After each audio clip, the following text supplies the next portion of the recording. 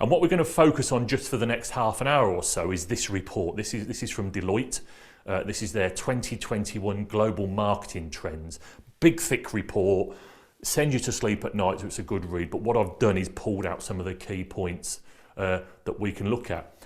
And interestingly, what it says at the start of the report is it looks at the defining times in the business cycle. And this is fascinating. It first of all talks about in 1918, when there was a massive flu pandemic.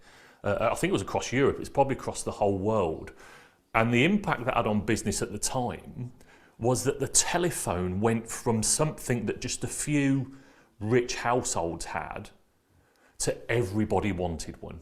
And so even middle class people, obviously this was 100 years ago, middle class people with some income strived to get a telephone because they wanted to speak to people. So that first pandemic over 100 years ago changed the way people behaved and how they communicate.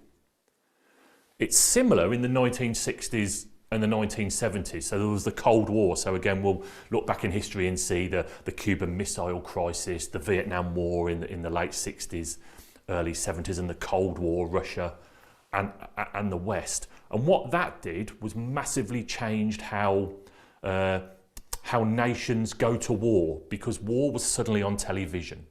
You can suddenly see what's going on. One of the reasons Vietnam went so badly wrong for the American government was that people could get up in the morning, switch on their telly and see their soldiers being slaughtered. So the world of television changed something as incredible as warfare.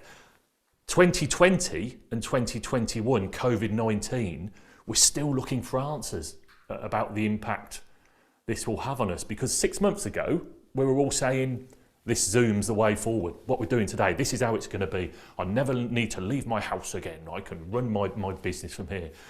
Factually, that might be true, but I think we're already thinking, do need to go back to the old ways a little bit. You know, suddenly a long commute on a train doesn't seem so challenging, just so I can sit there and smile at strangers and hopefully not get arrested for it. But, you know, just kind of mix with people. We're still looking for answers, aren't we? So again, let's look at the data to see what that's telling us.